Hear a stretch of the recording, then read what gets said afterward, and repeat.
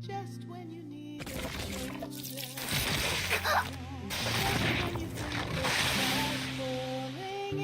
Hello, people of YouTube. My name is Steve Gray. Thank you for watching. Today we are talking about Bleach 1000-Year Blood War, Episode 36, or Bleach 1000-Year Blood War, Part 3, Episode 10. Only 3 episodes left, but this was a delightful episode, nevertheless.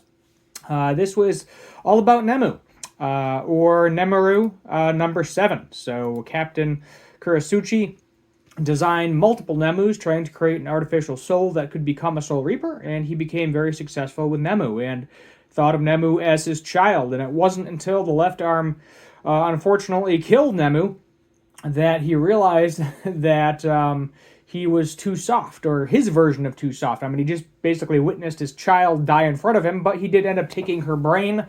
So I feel like he is definitely going to create a Nemu number 8, possibly with her brain.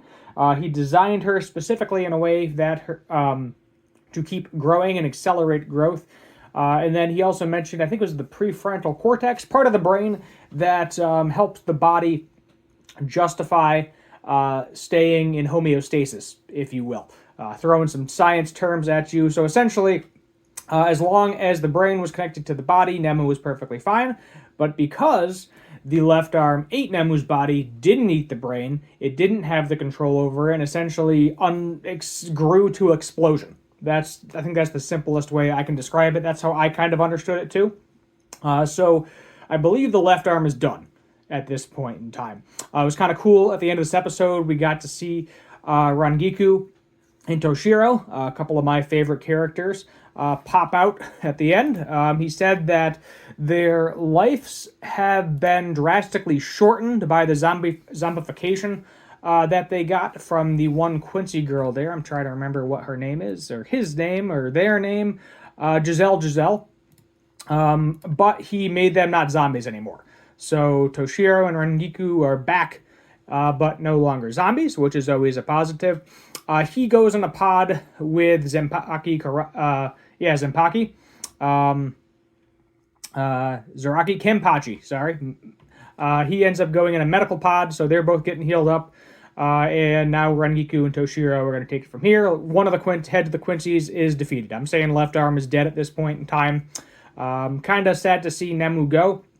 Didn't really see her character much. I mean, she popped up here and there, but she was never like on her own. She was always kind of in the background, so it was kind of nice to see her. She defeated, I would argue that she herself defeated the left arm of the Soul King, because without sacrificing herself and getting absorbed, she wouldn't have been able to do that. You know, I don't think Captain Kurasuchi, maybe he would have eventually figured it out, but Nemu sacrificed herself to save her captain and her creator, which, you know, that is in her design as well. He kept her brain, so hopefully we will eventually see her pop back up at some point in time.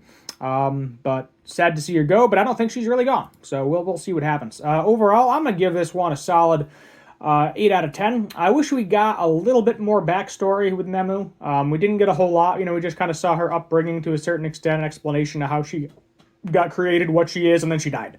So it was kind of like, you know, here's this character created a very, very long time ago. Haven't really done anything with. So let's do something with her and kill her off at the end. So it was a good backstory, but I feel like it was a little bit too short. They could have extended the episode maybe a little bit, given us a little bit more, but leave the audience wanting more, I suppose. So 8 out of 10 overall. Really enjoyed the episode. Let me know your thoughts in the comments down below. Hit that subscribe button, notification bell, share, like, all that fun stuff. And until next time, have a good one.